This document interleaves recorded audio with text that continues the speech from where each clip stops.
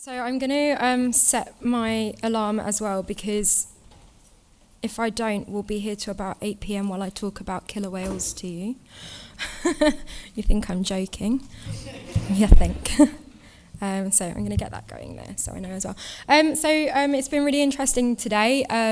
I'm glad to have seen some of the themes that I'm going to be touching on coming up over and over again in the presentations that I've had so far, particularly themes of empathy and that empathic response, because certainly with the issue that I work on, that's a really key part of what's been driving a lot of change.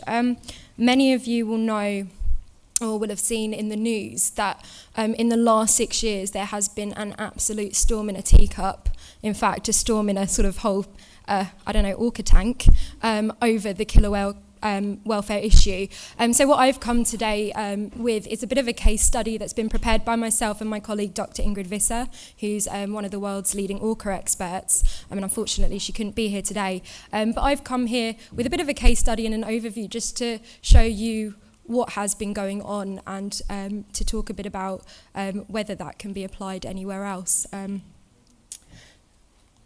Yes, it worked. That's always a good start. So just to give you a little brief background for those of you who don't know, Orca captures for entertainment and display began in the 1960s. Research for them then took place about a decade later. It was largely to do with captive breeding and maintaining the captive population. So while there was research going on in the wild, the predominant output here was to do with how can we continue our captive populations, especially at this time when orcas were not living very long in captivity. In terms of the research output, just to give you an example of what the literature looks like today, several decades later, in about 50 or 60 years, the world's leading orca display business, research centre, whatever you want to call it, they've only put out about 30 odd papers in 50 years, so it's not a lot.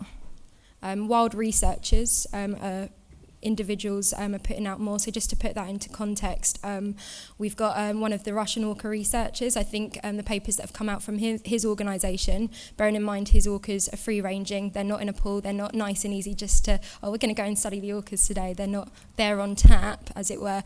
I think they've doubled that number.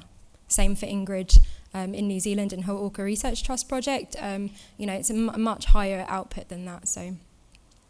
What did we learn while they were taken into captivity and this research began? We learned that they're sentient, cultural animals, and they're aware of who they are, they're self-aware, and they're capable of abstract thought. And interestingly, some of the first researchers to study these animals in captivity actually moved away from it and are actually now some of the leading welfare and freedom advocates for these animals because of what they saw during their time studying them in captivity. So why are they still captive?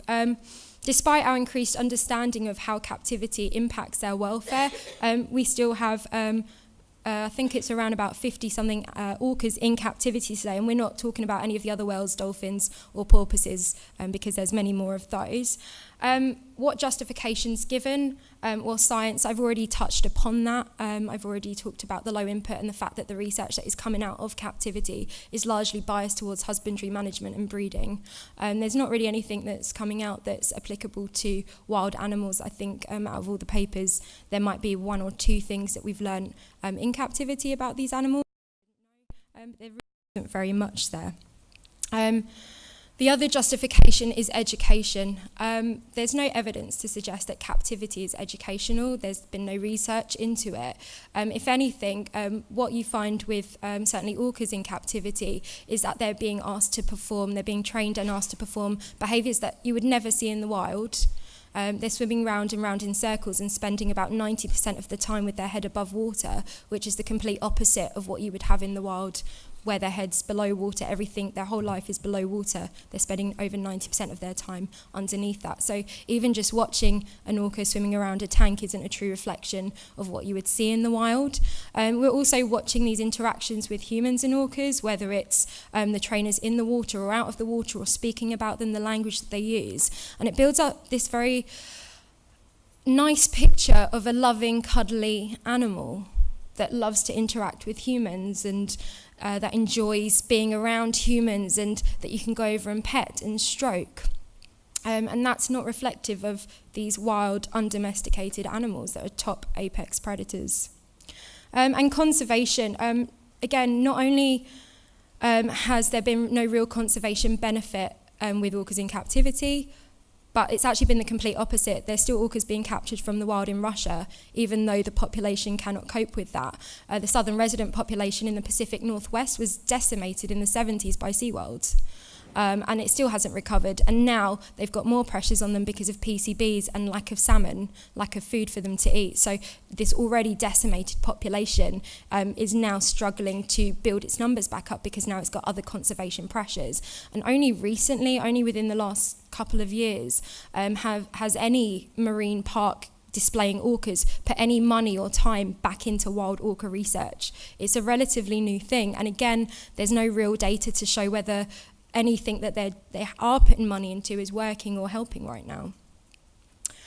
And of course, there is a big financial justification. At the end of the day, SeaWorld, Loro Parque, the parks in China, whatever park you're looking at, they're a business. First and foremost, they are a business.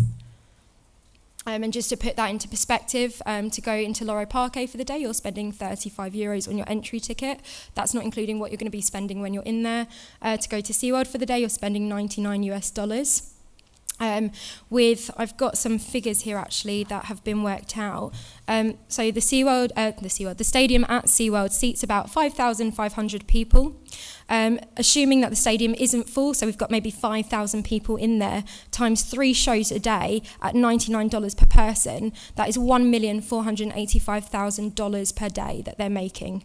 That's quite a lot of money. Times that by 3 SeaWorld aquariums, you've got California, Florida, and I've just gone absolutely blank, and the other one. Thank you. Gosh, I do know what I'm talking about, I promise you. Suze has just come out and pulled me off the street and said, there's your notes, here you go. Here's the pointer. So times that by 3, and we're looking at $4,455,000 per day, 52 days a year, 231,660,000 just in ticket sales, over 231 million a year. It's a lot of money. How much does an orca cost? $5 to $20 million per orca. That's quite a lot of money that we're talking about here. So what was the tipping point for this issue? There's some of my colleagues that have been working on this issue longer than I have been alive, literally. And we've only really seen a big tipping point in the last 6 years. A male Icelandic wild captured orca called Tilikum killed his trainer at SeaWorld. Everyone was shocked. Hands up if you remember where you were when Princess Diana was killed. Hands down, thank you. Hands up if you remember where you were during 9/11. Okay. Hands up if you remember where you were when Prince Harry and William were born. My point is proven. So humans have this few. I can have a breather, I can relax now. We have a capacity to not only prefer negative news, this negativity bias, but there's research that from a psychological point of view that shows that we actually have a better memory for negative incidents, for negative events, which is why we can all remember where we were when Diana died, when we found out about that, or when we found out about 9/11. But when it comes to happier news, unless it's happier news pertaining to ourselves, our memory's not so good. So this story really took off because, oh my gosh, this cuddly killer whale, this cuddly orca has killed its trainer in the most brutal way possible. He dismembered her, he scalped her, her body was broken, he swallowed her arm. I don't think he swallowed it, but he certainly did rip it off her shoulder. It's absolutely brutal, this attack. It was witnessed by the public. SeaWorld came out saying it was an accident and she drowned. And then a member of the public stepped forward and said, oh no, that's not what happened, she was pulled in. And then SeaWorld came out and said, oh no, sorry, she was pulled in. So it really, really got into the news. Now, just again, to put a bit of perspective here, wild orca have never killed humans in the wild. In fact, there's no substantiated report of an attack ever. People encounter them a lot of the time in kayaks, free swimming. There's no attacks going on here. So this is unusual. Why has an orca done this? And that's what the director of Blackfish wanted to find out when she made the documentary. Who's seen Blackfish? Most people? Half of you. The rest of you, you've got a film to watch tonight. Grab some popcorn on the way home. Literally, the only point of Blackfish, for the director's point of view, was I want to know why this animal that I've gone and taken my kids to see in captivity, why has it killed its trainer? After Blackfish was released in the January, there started to be big changes. SeaWorld stock dropped. I think it's at its lowest. It is at the moment at about $11.92. They're not giving out their quarterly dividends. And in fact, they're going to use those reports suggest they're going to use those to buy their stock back. That's how bad it is right now. Their annual turnover's gone right down. Their attendance has dropped. I believe this is that it's dropped for SeaWorld Parks about $100,000, but for the 100,000 people. But for the entire company, I think it's about $500,000 per year that the attendance has dropped. So it's really plummeted. And of course, we're now seeing this issue in the media all the time. I was trying to think of other causes where we've seen such a drastic change in a short amount of time that's been driven by media and public pressure. And I couldn't really think of anything except for in the UK back in the 90s, where there was so much public pressure that the government actually reviewed the standards for whale and dolphin tanks in this country, and the standards were raised so high that it effectively pushed out all whale and dolphin captivity. Still not illegal here, but the standards were raised so high, and that was off the back of public pressure. But the momentum didn't last, and it didn't go outside of the UK. But the momentum with this has lasted. You can open up your social media, you can open up Google, and every day you're finding several, if not tens of articles about killer whale or dolphin captivity. And we're talking 6 years on after the trainer was killed by the orca. Even 5 years on after Blackfish came out, the momentum has stayed. People are responding, people are becoming active, they're going out on protest, they're wanting to find out more, they're actively searching for articles to learn more. They're signing petitions, there's lots of Facebook groups. One of the groups that we work with in the US has over 130,000 followers on Facebook. The Orca Research Trust, Ingrid's project's got over almost 70,000 followers. You know, that's quite a lot of people that are interested. Obviously, between those two groups, there might be some overlap there. But there's still a lot of people that are really interested in following this online. And one of the biggest drivers that we feel has been really pushing this forward is the empathic response that we have seen in other incidents with other animals, such as with elephants in circuses, but we haven't seen it with a lot of other animals. Just this year alone, I've found some articles from the last couple of years, but I mean just this year alone, certainly in the UK, there was the outcome of the trainer that was killed by a tiger in the UK. There's been incidents of trainers, members of the public, either being attacked or mauled to death. Obviously, we recently had the gorilla who was shot because the little boy got into his cage. Even Marius, the giraffe at Copenhagen Zoo, who was put down, there was outrage that lasted for about 5 minutes. This has kept going. For some reason, something to do with Orca, something to do with the captivity issue has really resounded, and it's even resulted in legislative changes. Just the last few days, California has passed a bill to say that no longer in our state will we have orca breeding or orca shows. That's pretty big. California is one of the most, SeaWorld in California is one of the most popular attractions there. It's the busiest SeaWorld park.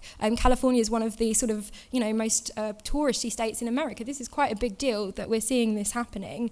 And we're even seeing things like the development of sea sanctuaries now as well. So I'm going to speed up a bit because I'm looking at my time, don't you worry. Looking at my time and panicking.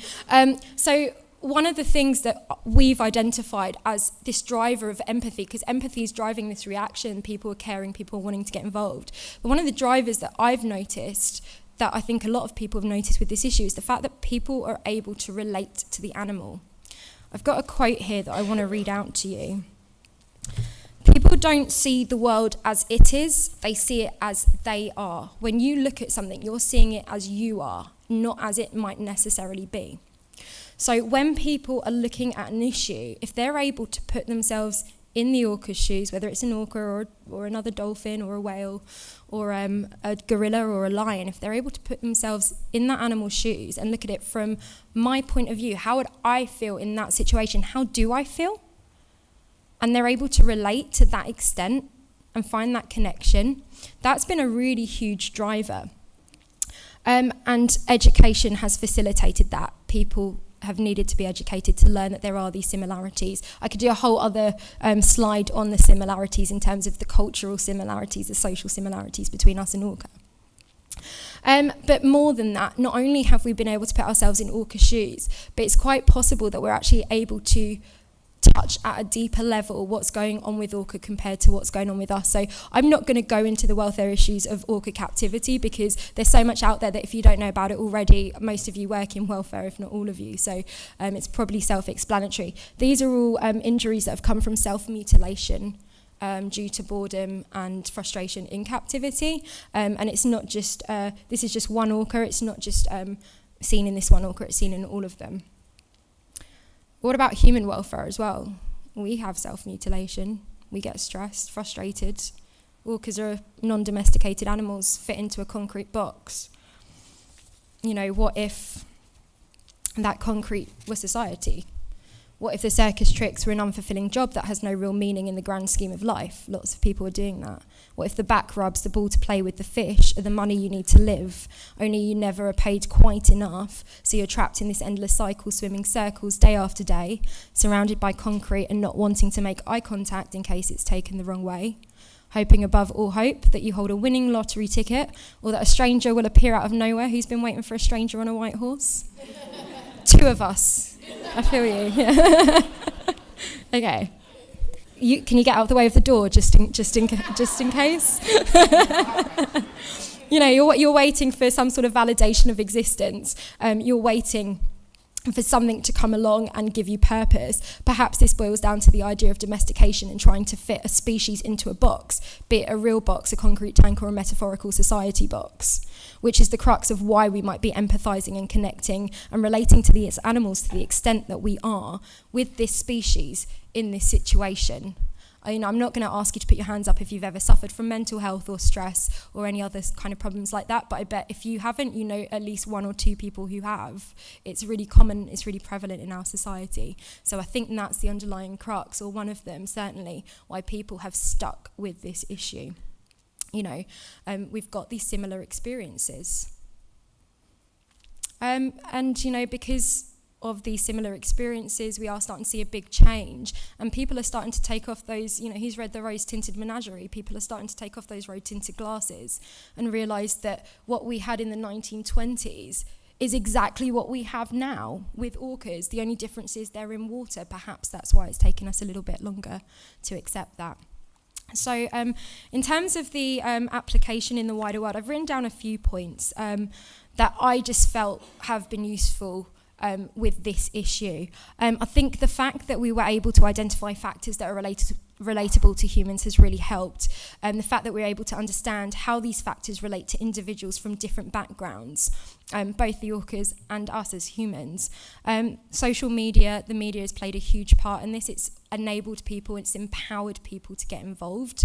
The fact that this story wasn't a nice story, that it's a negative story, that has definitely helped.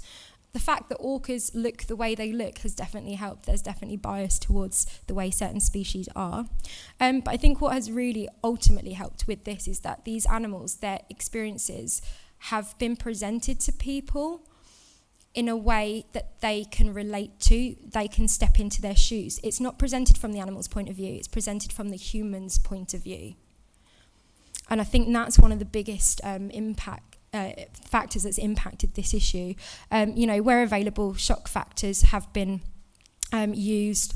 And I also think one thing with this issue that certainly just on a personal level I've tried to promote is we want people to respect these animals and to relate to them and to be compassionate towards them, but we're not always showing that to the people that we're working with or the people that we're encountering on a daily basis. So one of the things that I found has been really effective is showing the respect that I want people to show for the animals to them. And then, of course, collaboration on this issue has been really amazing, not just within the welfare sector, but with the industry itself. SeaWorld on March 17th of this year said, we're no longer going to breed our captive killer whales, we're going to phase them out. This is the last generation you'll see in captivity. Those orcas aren't going to see the change, but the next generations will. And that was reached by collaboration. So I just want to say thank you for listening. Suze, thanks for giving me the opportunity to speak. I think we're definitely past the time for questions. I'm going to slowly back away from the podium, but thanks very much.